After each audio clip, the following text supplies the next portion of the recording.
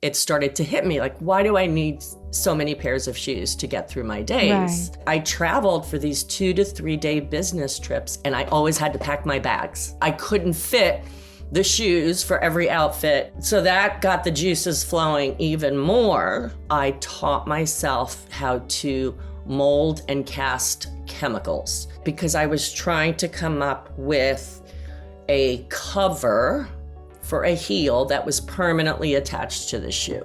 And this way, you could change the heel cover instead of changing the entire look. And then eventually, that turned into changing the toe clips as well. This is the only thing I wear anymore because I can wear them multiple times if you're going for like a weekend and just change the accessories.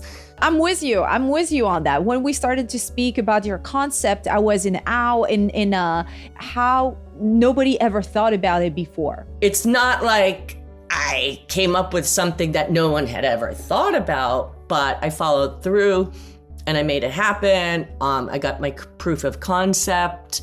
It works. And I cannot tell you how many women over the years said, I thought of that. And I said, yes, but I executed it. I am Sara Khliss. Welcome to 60 Minutes with a Woman. In this podcast, we share inspiring stories and real conversations with women who are making an impact. Here, you get to tune in with these incredible women and speak about resilience, growth, and meaningful change. If this episode inspires you, make sure to follow, like, and share because it's thanks to you that this show continues. Don't forget also to let me know in the comments what you want to see next. And wherever you're listening from, enjoy the podcast.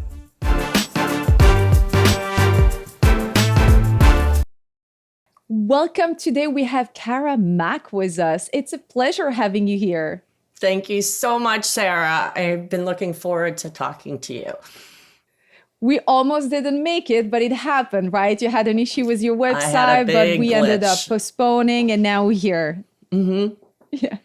I'm happy it's all fixed. So I'm going to give more of your background to the listeners.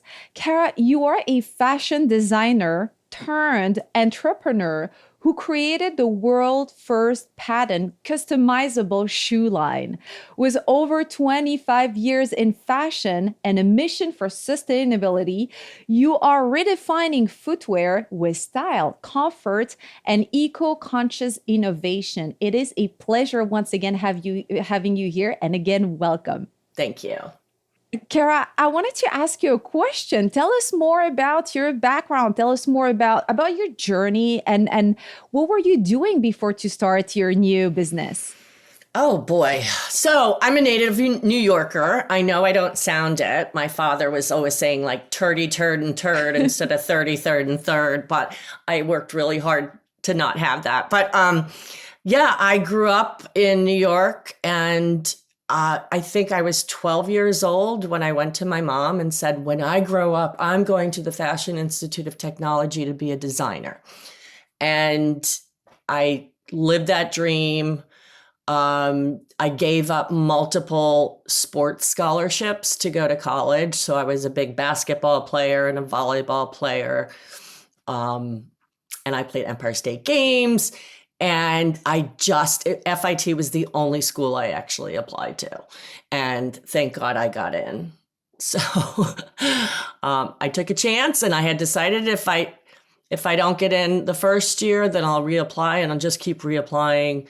But I did. And I enjoyed myself so much there. So I was living in New York City at 17. At 17, that's the dream, right? Especially a little more back in the days. New York was a whole vibe. It was a whole Madonna time. Right? So you went to school and then you studied fashion. And when did you start your first job? So I only went for the 2-year program because I had been trained by my own mother. I had started sewing when I was 7. I had a lot of the background and the bones already. So for me, it was like getting the basic training and then hitting the pavement and learning from my potential bosses. So I want to say I started my first job was maybe oh my gosh, I'm dating myself, like 87. Yeah. Yeah. Real Madonna days. And I started as a gopher, right? I was the assistant to the assistant to the assistant.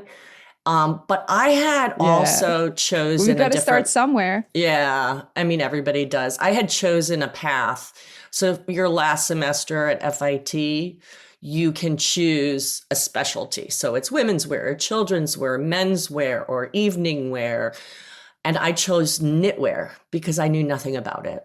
And it turned out that was really lucrative specialty to take because there were very few knitwear designers that really knew their stuff. So I just kept moving up up the ladder. Yeah. That is so. Were you drawing? Yeah, drawing and then working on the machines. Literally, I would have a car pick me up at 5:30 in the morning to go out to the dregs of Queens and Brooklyn and work on the knitting machines. It was so much fun. That sounds like a lot of fun. And what did you do? So you spent 25 years in the fashion industry. I know last time you mentioned that you worked for Ralph Lauren. Ralph Lauren. I worked for Chaps division. I worked for Talbot's, Trico St. Raphael, another couple of companies. I did some freelance on the side. We moved out of New York City after 9/11, and I moved to Westchester, where I still live, which is about an hour north. So we can just get on a train and be in Grand Central in 1 hour. That sounds like the dream. Tell us more. How did you end up shifting from working for such prestigious names to wanting to start your own business? Yeah, I had never planned it. It really started because of my commute, right? So Okay. now I'm living in Westchester. I have to drive to the train station. I had a 6-minute walk from parking my car to get to the train. I'd arrive at Grand Central. I had a 20-minute walk to get to my office, and I had to wear comfortable shoes. Now, this is back in like 2011, 2012, and nobody in the fashion industry ever wore sneakers with their outfit. Okay, times have changed. It's like the devil wears Prada. Yes, exactly. But I had to have a comfortable pair of commuting shoes. So I always had ballet flats or boots in the winter. And then I was greeted by about a dozen pair of shoes under my desk every day. What goes with my outfit? If I had an event at night, there's another pair in my shoulder bag with a laptop, with magazines. Remember those? Maybe some food, and whatever else I needed to schlep. And it was at that time it started to hit me like, why do I need so many pairs of shoes to get through my days? Right. Well, it also led into the fact that I traveled for these 2 to 3 day business trips, and I always had to pack my bags or check my bags, excuse me. I couldn't fit the shoes for every outfit into a carry-on. So I was like, okay, this is a little bit ridiculous as well. And then, so that got the juices flowing even more. So at night and on weekends, I taught myself how to mold and cast chemicals that I had never heard of before. I just did a lot of research. The chemicals would arrive at my house, and I would fill my entire kitchen counter, which is very large, with these chemicals and mix and test and mold. And sometimes I do use clay, and I would bake it because I was trying to come up with a cover for a heel that was permanently attached to the shoe. And this way you could change the heel cover instead of changing the entire look. And then eventually, How smart. that Yes. turned into changing the toe clips as well. And it's such a long story, but would you like to see what I'm talking about? Absolutely. I'm dying to see what it looks like. I Okay, had so- a little sneak peek on her website, but I have never seen it live. So Okay. So I'm excited. I have a dozen different styles. So I have sandals and boots and a ballet flat and a pump. And all the parts move between different styles. So here's an example. This is our best-selling boot. That's so the this dream is right there behind you. right here. So this is the boho boot. That's pretty. Okay, they're made in Brazil. It comes with a black patent leather heel, and then you get to choose one more of your choice. So here's a very bold one. This is our fleur in gold. And I can just remove the heel cover and change it to another. Yeah, there you go. Yeah. It's like a completely different boot. It's a whole different look. So this heel, we call this the flared heel, is also on our Gigi sandal. Okay. So that same heel, I could put that red heel on the Gigi, but I can also remove the top. The accessories on the shoe. The accessory. Yeah. We call this a toe clip. So these are the exact same sandals with two different looks. And then you have a fun look, which is more summer-like. And then you have the chic, classy one. That's perfect. Right. For weddings, this is the only thing I wear anymore because I can wear them multiple times if you're going for like a weekend and just change the accessories. So one is very dressy. This is what I wore to the last one. I just happened to have it in front of me. So little pearls, because very classic. And there you go. You add another layer of chic on it. Yes. Another layer. So it's a little more cocktail. A little more cocktail. Wow, I love it. Yeah. It's incredible. Now I understand a lot more the sustainable part of your literally innovation, because this is what it is. So you decided, why didn't you delegate the fabrication part to maybe a factory or somebody who could do it? How come you did it in your kitchen?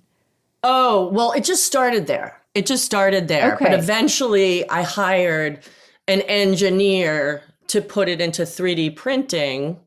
The problem was back then the materials for 3D printing were not pliable. So these are some low heels in our collection that go on the low heel styles. So you see that this has some pliability. Yes. To go on the boot or the shoe, whatever it's going on. Well, back then it was like cement. So it would snap when you went to put on. But at least it gave me a tool for demonstration purposes. And once I secured a factory, they were able to use the right, it's called a durometer. It's an injection mold, and it has just the right amount of spring back, but it's not going silicone, to break. No? No, it's ABS. Oh, it's actually. Not, I thought he would. It's actually like it's what tires are made out of, but it's a harder durometer. Okay. So anyway, that's the technical part of it. That's one. Oh, we love technical. We want to learn. We spend our time buying things and not understanding where it comes from, or how it's made, which is something we're going to speak about later, because the way you're sourcing also your material is very sustainable. So that's the very fun part about your project. And then just real quick, I always put a heart in my soul. So I always say my heart is forever in your soul. And this happens to be a natural leather. Yes. So these will biodegrade quicker and they'll last longer, number one, but they'll also biodegrade quicker once they hit the landfill. So that's part of the sustainability part. That's wonderful. And it's important nowadays. Now with the global warming, it has to happen. A lot of people really don't care. And unfortunately, I'm learning that along the way. But I'm not going to change my mission because that's what I believe in. Yes, it's happening slowly, but I think that we feel defeated sometimes by the lack of resources there is. But if you give the choice to somebody to save the planet and buy something that's sustainable versus, something that is not, people are responding more positively to it. It's about education. I know. I had done a sign once. I did some pop-ups and I did a picture of the planet and it literally said, saving the planet one shoe at a time. Talking about how important your message is, you actually Sonia, I saw a post that Sonia Oh. Morgan wore your shoe at Lincoln Center, and I wanted to ask you, what role do influencers and celebrities play in brands like yours?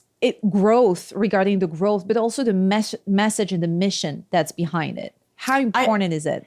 Well, it's important. I'm going to honestly say it doesn't get me a heck of a lot more sales when that happens, but it's like a confirmation. If you have somebody that is that well respected and has her, 3 million followers and is very well known, and they're wearing something organically, okay? Yes. It's not like I sent this to her and paid her nothing. It's like, it's a confirmation that she believes in what I'm doing. And she personally has reached out to me a few times to just say, I love what you're doing. And I'm the perfect person for this because she travels so much. Yes. And she she actually followed up with a note on my Facebook. So that was really cool. Or maybe it was on the Instagram.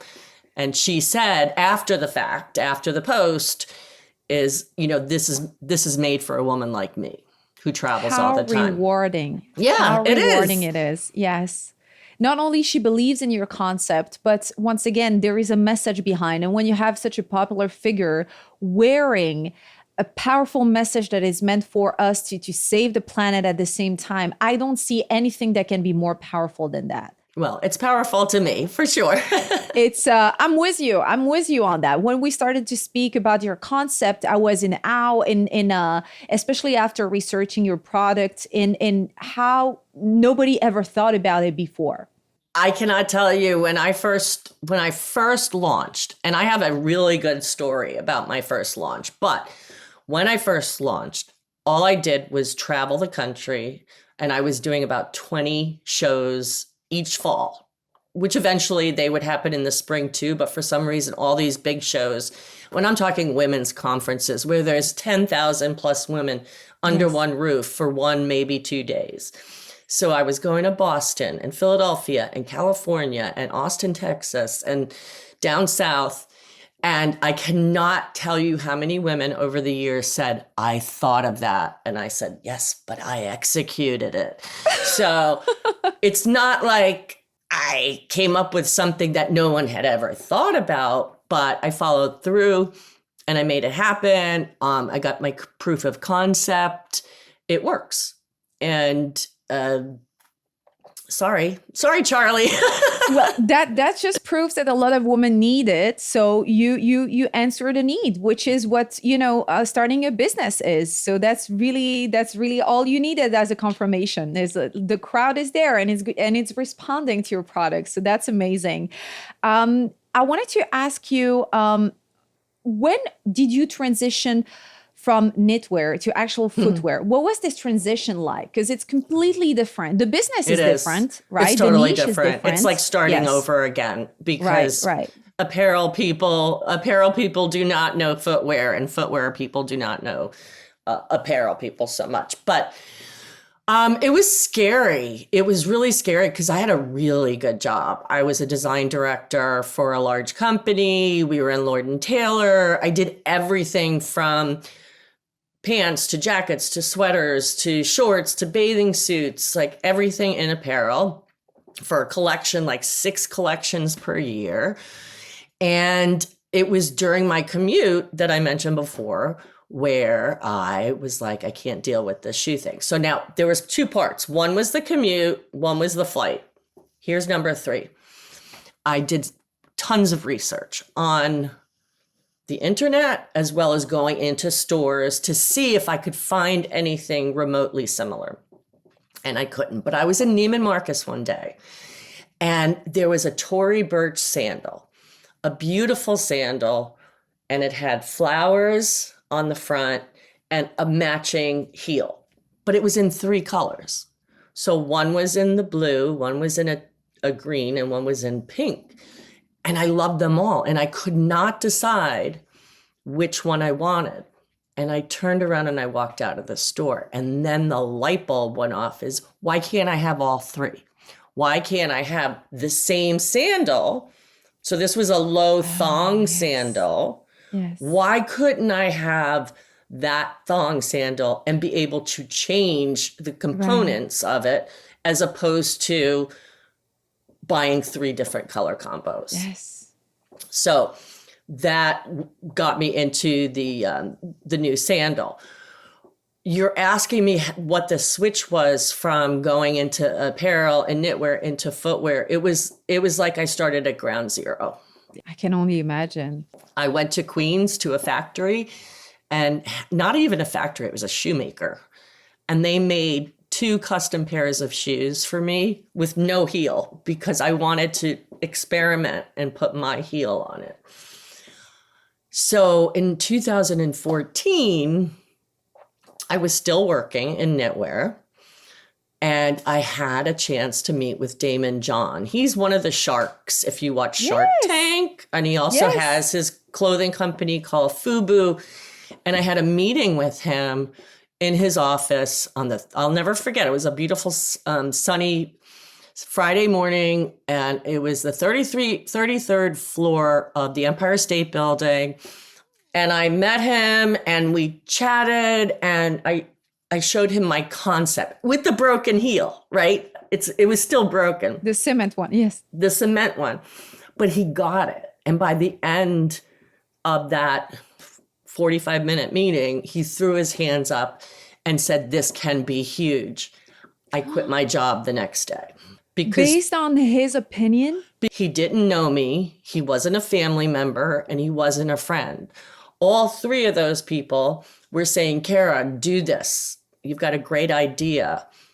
Work on it full time." But here was somebody that I had respected, who had been in the industry forever, who did very, very well, and was also a shark. Not that I was there looking for money. For him to validate, I think that's the best word. He validated my idea. He gave you the green light, the official one. Yes. And that meant so much to me. So yes, I quit my job the next day, and I've been working on this full time ever since. But this is jumping with no parachute. You are over dry land. This is free fall. I mean, Yeah. you went from having this incredible, first of all, job and then career behind you into doing something you didn't know anything about. Nothing. And then even entrepreneurship was foreign to you. And you still did it. I did it. Would you do it again? I think so, because I like the freedom. I like to make my own schedule. It is not easy. I work way longer hours. Yeah. I bet. So I don't even know how I used to be able to do things with my kids when I was younger, having a full-time job. I did so much, like every weekend was spent with them. Yeah. And now I spend every weekend pretty much working. And but I love what I do, so it doesn't really matter. It's yours. Yeah. It's mine. So yeah, I would do it again. In fact, I'm always coming up with new ideas and what's next? What will happen? What's your inventory like today? In terms of size, how many models do you have? Okay. So I have 10. So I have 5 low heel styles. Okay. So a ballet, a smoking slipper, which looks like this. Same. That's beautiful. Yeah, same. This is the low heel, but it has the same horse bit that's on here, so that can be changed out. I have a flat boot, which unfortunately I'm out of most of the sizes, and the tariff situation got in the way this year to replace those. And then I have a pointy toe block or flared heel boot and a block heel boot, and this is the one that I'm almost sold out of, and it's just so very sad. That's a good thing. No, it's not, because it's fall, and I was supposed to have... Oh, I see. Yes. Yeah. Oh, no, you're right then. That's the best season for it. Yeah. So I love using the same heels over and over, because then a customer could wear the sandals during the summer, the boots during the winter, or our shoes during the fall and winter, but she just keeps collecting the accessories to match her outfit, and they're reusable between styles. It's a wonderful concept. To go back a little more in the logistic part of you becoming an entrepreneur, I wanted to ask you, how did you put together a team, find the right materials, suppliers, even when it came to PR? This was completely new. And accounting, how did you handle all of that? I have no idea. When I look back at the whole thing, all I want to do is go, psh. It was a lot. And I'm still learning every day. But here's the story of those two shoes that I had made in the factory or in the shoemaker in Queens. I sent to a man in Brazil. How did I find that man? I found him on LinkedIn. And he was an agent and worked for the Camuto Group, if you're familiar with Vince Camuto, who's unfortunately not alive and out of business right now. But he worked for him for 14 years and did the Kate Spade line, which was under Camuto, and did a couple of other lines. And they manufactured in the very, very south of Brazil, in this small hamlet called Rio Grande do Sul. And we had a couple of Skype calls. Do you remember Skype? This is way before FaceTime, Google, Zoom. And I sent him the shoes and had him duplicate the shoes with no heel because I didn't want him to know what I was working on yet until I saw the quality of the shoes. And he's like, this crazy American girl, she wants shoes with no heels. So I got the samples. And they were just beautiful, exactly what I wanted. Great fit, great cushioning. And I got on a plane and I flew to the south of Brazil and met Hernani at the time and his partner, Alcimir, and spent a week going to, I think, 27 factories. The factories It's not just the shoe factory. It's the tannery, the leather. It's the metal, that's the metal guy. Yes. It's the hot fix to do the pearls on here. It's picking patterns, choosing styles, having them make samples, having them fit them. In 4 days, I put an entire collection together. And about 2 months later, 750 pairs of shoes arrived at my house. They work fast. At least that's a good news. Well, my house my playroom turned into a warehouse. Yes. And that's how I started. That's a beautiful story. Your children must have been like kind of climbing on the shoe and trying to find their way out. Plus I have 2 boys, so they could care less about it. But yeah. That is funny. How about the rest? So you found your supplier, and then what did you do did you multitask at the beginning? Did you hire people for what was, like I say, accounting or no? I did everything. You did everything? Mm-hmm. All on my own. Well, thank God that's changed over the years. But yeah, I did everything at the beginning. In fact, sometimes my nanny, because I had a full-time nanny for my boys, she would help me do little things just to help me along. But it was daunting. It was scary.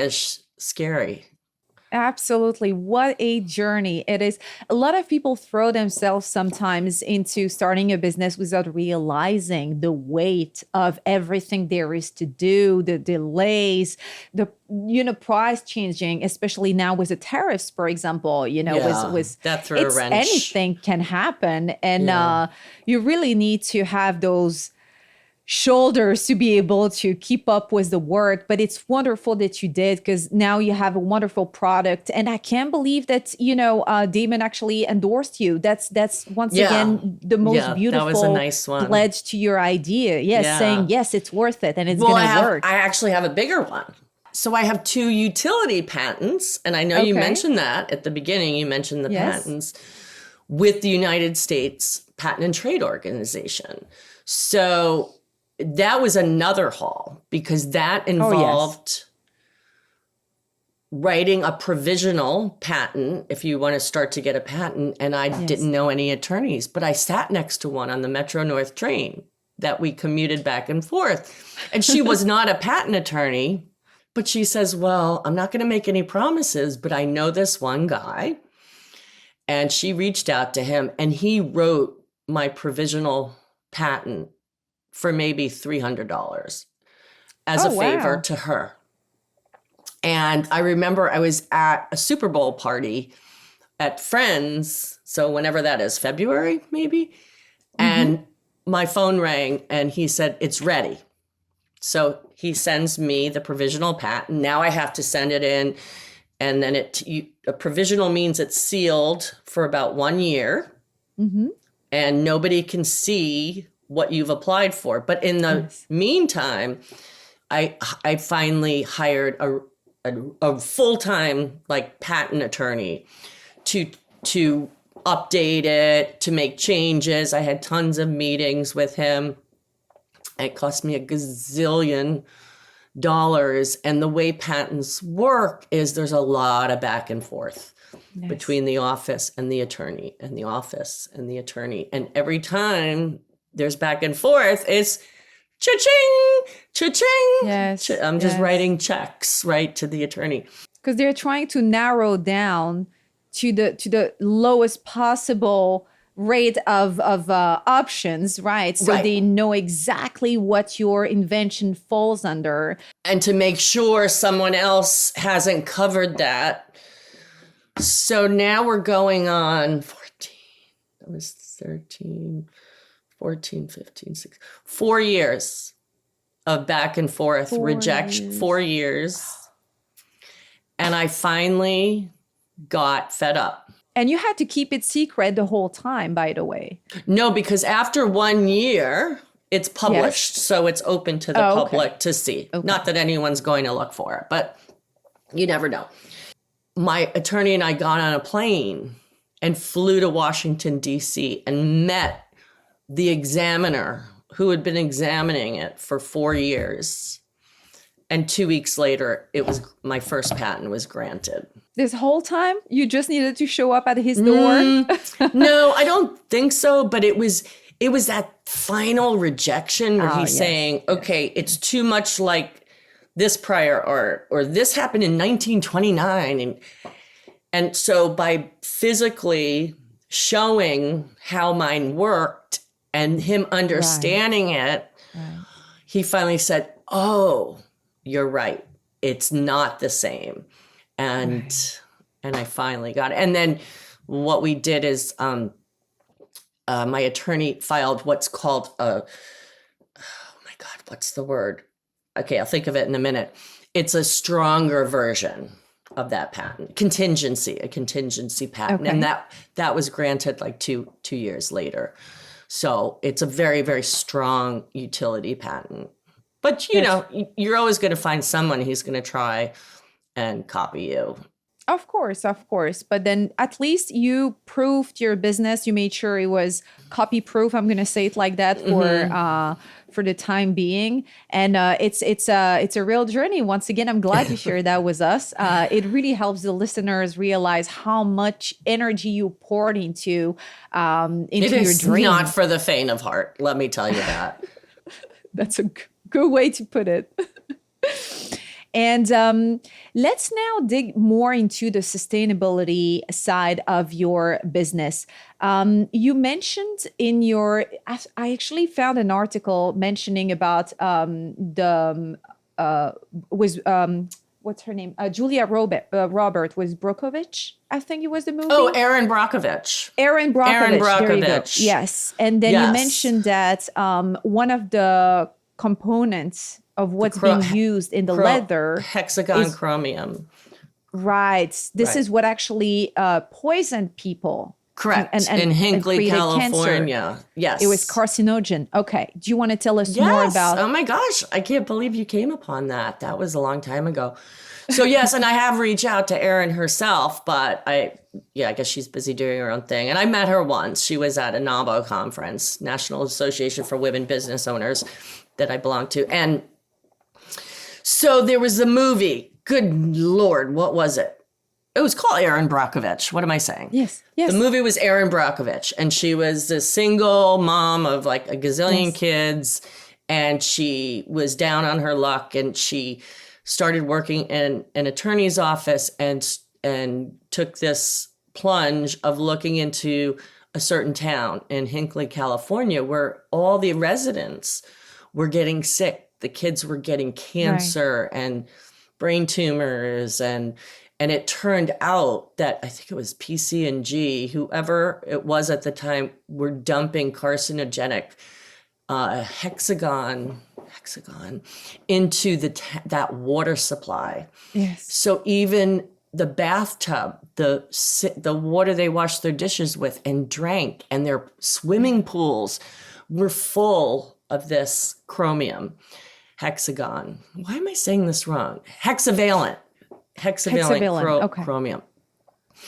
Well, traditional leather is tanned with hexavalent with this same chromium. So the shoes we buy, the regular ones, they're most leather. It depends on where it comes from. And so this is mostly... And the bags and everything, the clothes, everything. Yes.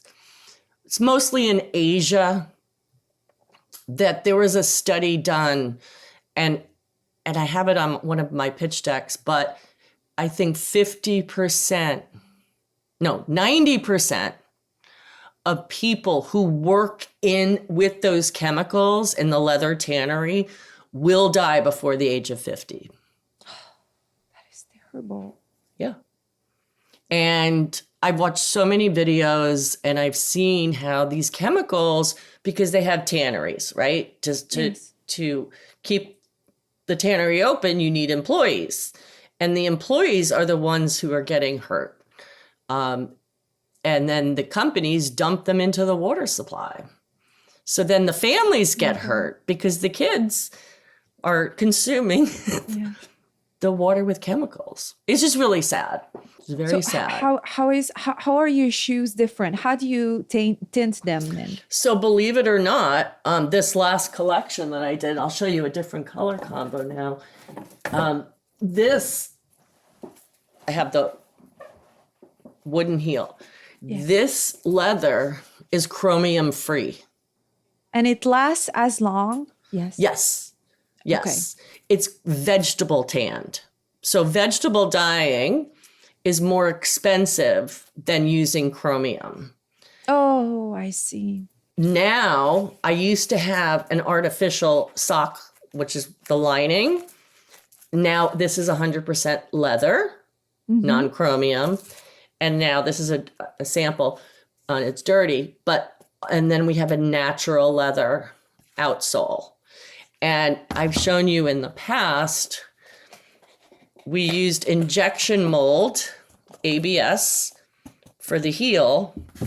And now we have them in wood. Oh, wonderful. Yes. So this has been,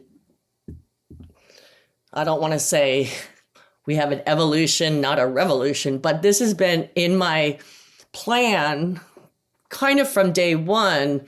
Yes. But it was more important to get the proof of concept and the idea across first, and make sure all the wheels were turning in the right direction before going down the sustainability route.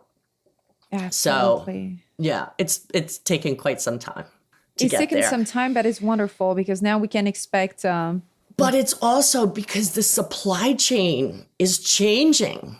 So we can access these materials, which we couldn't access in the past. It was very, very difficult. But now there's all these what do they call it? It's like a bio foam used, for example, I have a little sample here, for the bottom of sneakers, right? Yes.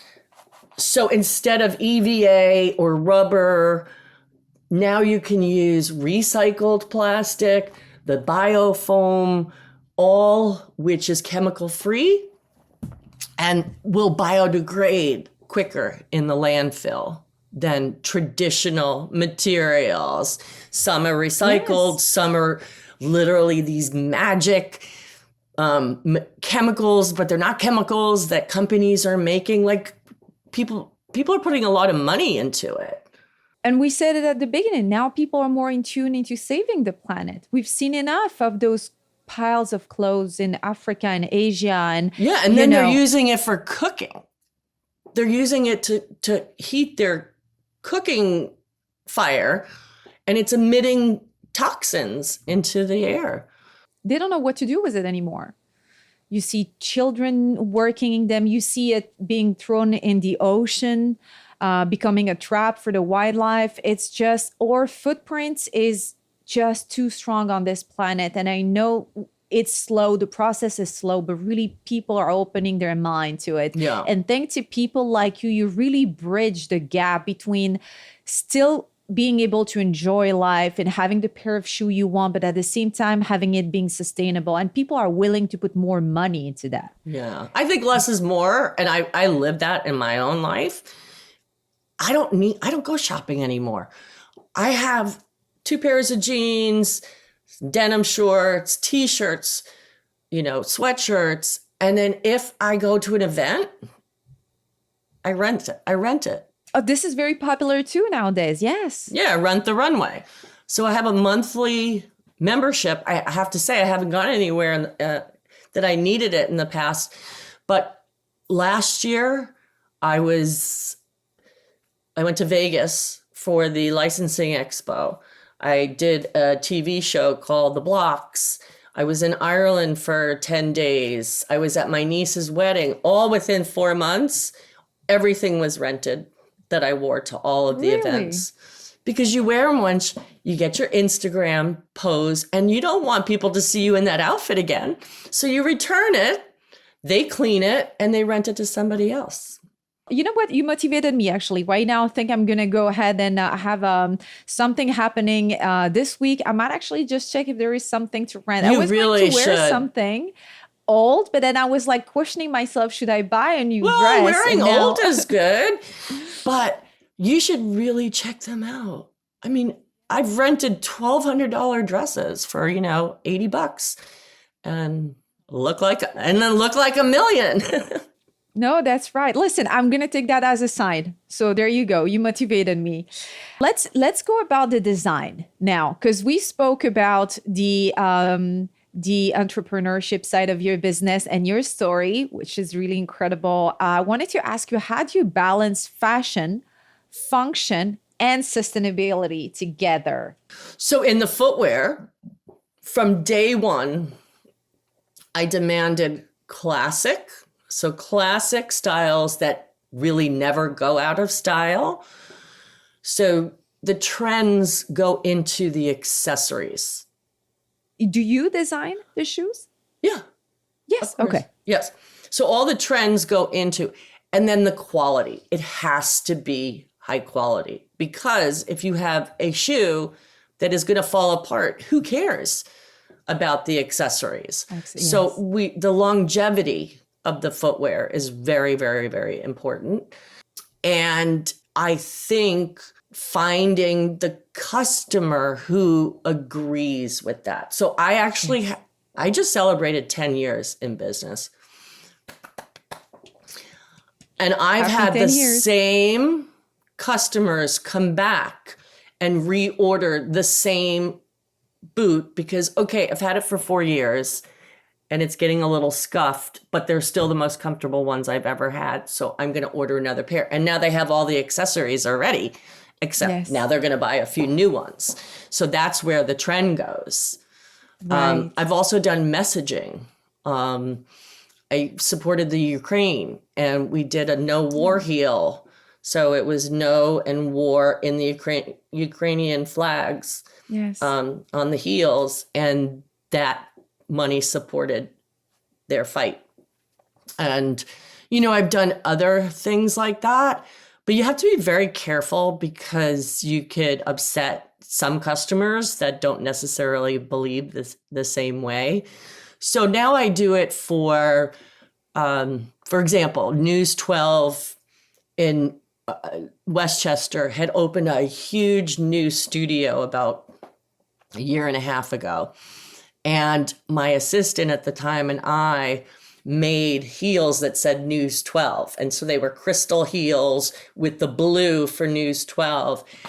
All the anchors were there, all the people. We got behind the scenes look. It was a huge party. There was like maybe 1,000 people there. And I think our feet got the most attention of the entire party. And one anchor ended up ordering 4 pairs for the staff.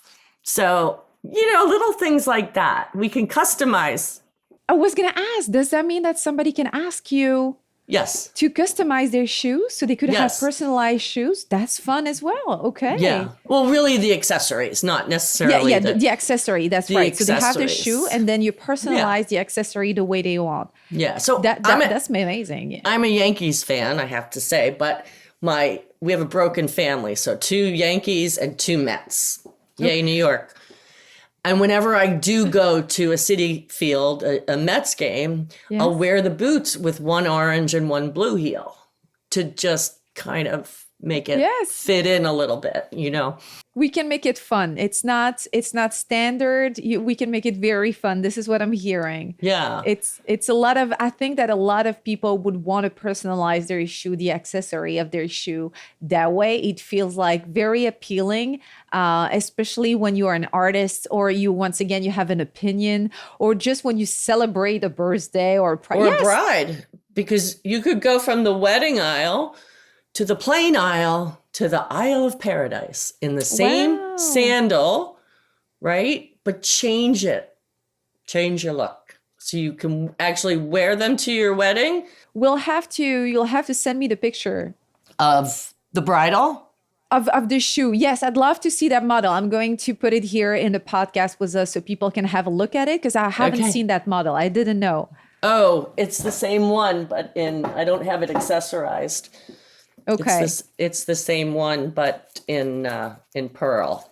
Oh yeah, see, that's really great. And you mentioned that you were supportive, but you went even beyond that because right now you mentor also. You said you mentored young yes. girls who wanted to learn, and this is Yeah. something you found a lot of happiness doing. Yes. Do you want to tell us more about that? Well, it started really when my own children were in high school. They've been out for some years. But the school that they were in it was part of the English class, which I don't really recall, but it was called the WISE program. And this was for Okay. students who really knew exactly what their path was going to be once they left high school, went to college. Some of them were entrepreneurial. Some of them were just super hyper-focused because they knew what they wanted to do. So one of those years, the director of the program had reached out to me and said, we have 4 students, I think it was 3 females and a male, who are going into the fashion industry, or it could be like graphic design, anything with the arts. Would you consider mentoring them? So that's really how it started. So for an entire semester, I would spend 3 to 4 hours per week with each student, and they were helping me, and then I was teaching them. And by the end of their semester, they had to do a PowerPoint presentation in front of the class, and then I would get to go and see their finals. So I just kept doing it year after year after year, even after my kids left high school, because I enjoyed it so much. And then during COVID, the kids were working remotely, right? Nobody was going to school. So I decided to offer, and I did this through my personal Facebook and Instagram. Did I have Instagram them? I don't know. And I just said, I'm going to offer 1 dozen students who are high school seniors, okay, that are going to college next year, who cannot do this WISE program because there's no mentoring involved. And I'm going to teach them how to use Illustrator, Adobe Illustrator, and Photoshop. And we did it 2 evenings a week. I think it was about 6 weeks. And they loved it so much that we continued it until they went to school. So it was, that was really cool. I really, really enjoyed that. And it helped me because in order for them to, I'm self-taught in Illustrator. I've never taken a class, but in order to teach them, I would have to learn certain things first. So I was improving my skills as I was teaching them. So, and that's the beauty of the exchange, right? A lot of people sometimes forget they're on a go mode and they forget to share their knowledge, but there is so much to offer as much as to receive. it was so rewarding. But I also have done this for college students. Yes. Over the years. In fact, one summer I had 3 Penn State students because my son went to Penn State. And through the Facebook Penn State parents, I would see some posts that the parents made, like, oh, one was my son's a videographer and he's looking to get some experience before he takes this job or whatever. And I had him come. I trained him in from Pennsylvania. He spent an entire day with me and we shot a whole video. Wow. Yeah, and it helped his portfolio. And then he helped me get content that I was looking for. So yeah, I love doing that stuff. Yeah. Yeah, well, I hope that a lot more people will reach out to you then, because it sounds like you have a lot to offer.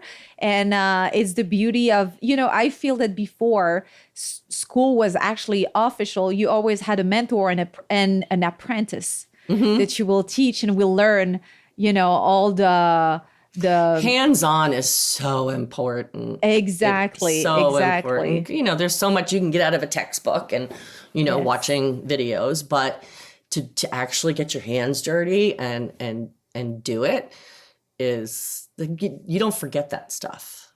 But it's important to do it with somebody who cares, because a lot of internships are actually end up with them doing all the job that nobody wants to do, right? Well, that's my point to these students is I will never do that to you. Like if you can't leave this internship or mentorship or whatever you want to call it and say, oh my gosh, I didn't learn anything. Yes. You know what I mean? Yeah. And I went through it. My first day of work ever, I think I was just filing all day. And so about it. That's wonderful. Of course. Because you know what you don't want them to feel. Yeah. Yes. That's great. And on that note, what advice would you give to a woman, just because this is 60 Minutes with a Woman and we love to empower a woman, but this is really for everybody because we have a lot of male listeners as well. But a young person who would like to start in the fashion industry today, what would you recommend them? Do you mean as an entrepreneur? Yes, that's right. Where to start? You know what? Even though if they want to start by finding a job and then going on their own after. I think that may be my biggest suggestion is don't quit your day job right away. First of all, we have to test everything. You can never assume that something that you're going to do is going to be successful or something you design is going to be successful. And that's why testing is so important. That's why even if you do an Instagram or a Facebook ad, they have A/B testing because this way you're taking an assumption and you're actually seeing which is the right one. And then you pick a winner and now you do another assumption and then you pick a winner and then you do another. Well, going into your own fashion business is very, very similar to that. You can't assume that what you're doing is going to work. And also, you should really niche down to your avatar, right? So I know my avatar. My woman is 35 to 65. She likes to travel. For both professionally and for vacation. She does care a bit about the planet, even though some, that demographic, that age doesn't really, the younger ones do. She demands comfort. And she's classic and practical. So I know who my customer is. Don't say it's for everybody. You really have to focus on who your demographic is. And then you have to price it in their wheelhouse as well. So if if my demographic, if I decided to do children's footwear, so here my age group is 5 to 12. Do you know how hard that is? Because do you know how many sizes a child goes through over the course? True. Right? So you and I, our feet don't really, like when I had my first child, I went up a whole shoe size. It's unlikely that it's going to change. Yes. Correct. But a child's foot changes every 3 months, every 6 months. I don't even know. I don't remember. So if I were to do a line of children's wear, I'm not selling them for $200, right? It's got to be the parents' pocketbook. It's the parents. And also you're reaching out to the demographic is the parents of the child pretty much. So you have to make sure that, right? You have kids like me when I was younger. I picked out exactly what I wanted, but you have others where the parents do it. I did it for my boys. They were little chaps, Ralph Lauren dressed. They had blue and white seersucker suits whenever we went to an event, and white polo shirts with a horse. So you have to really research who that demographic is that you're going for to make sure you check all the boxes before making final decisions. But keep that day job, I think, is the most important thing while doing your research. I did it for years. It's a very good tip. Everything I worked on was at nights and on weekends. In fact, I think I told you about the kitchen counter. And my boys would come in and they'd see all the chemicals and the clay and whatever. And the mom's in the lab is what they used to say. And that's a real story. This is what I love about it. It's a real story. It's about how you started. And although you had, I'm going to say you were on stable ground because you already had, your finances straight, which is not always the case for somebody who throws himself or herself into starting a business. So you had better chances to succeed, but still you started in a place of scarcity because you wanted it to grow organically and you went on, you went up slowly. You didn't throw yourself into something that could actually swallow you whole and make you bankrupt. Well, even my first collection, it was 3 flat styles. I wasn't doing a flat and a block and a spike. It was one heel size with 3 very different styles, a boot, a smoking slipper, and a ballet flat. And that's all I had. And then eventually I added the sandal, the one from Tory Burch, where now we can remove the accessories. In fact, I think I might have one here. Oh, yes, the tongue one. Is it the one? Yes. So this comes like this, but I can remove this strap and I could put all of my accessories on here. And then obviously it doesn't have the heel on right now. Yeah.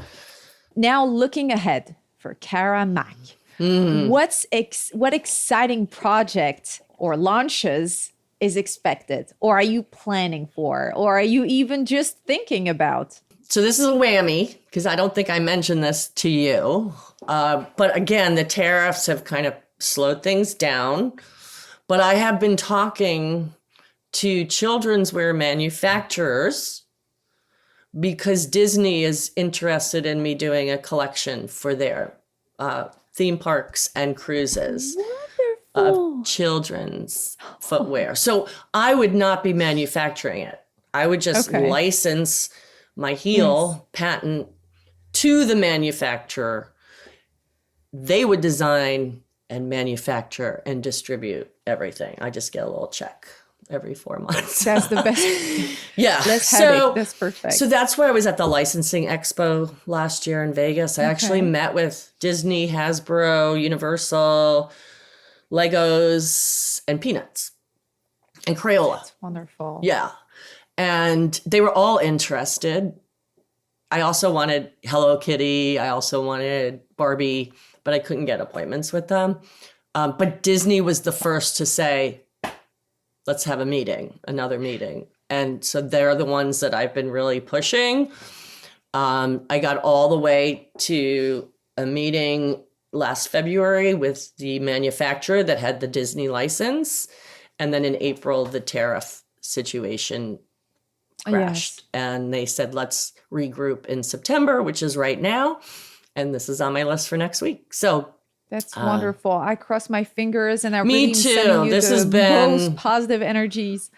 this is, again, it's not like I just thought of this. I've been thinking about this since maybe 2018, 19, then COVID came. Like it, Everything. I know it's a lot of tough- black clouds. Yes.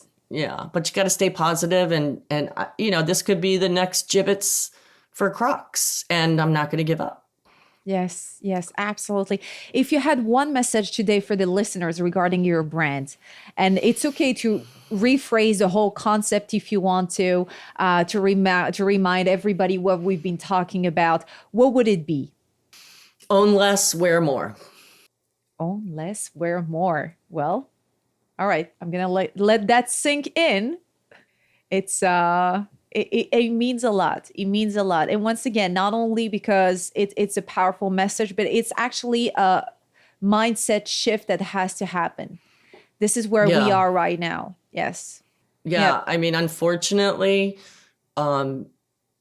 I have spoken to major department stores and stuff like that. It's kind of a logistic issue where, oh, how would we show this? How would we store your accessories? Because we only store shoe boxes in the back and whatever. And so that's still in the works, but the majority, especially maybe the box stores, Yes. they don't care. They just want to sell more shoes. That's the Yes. end.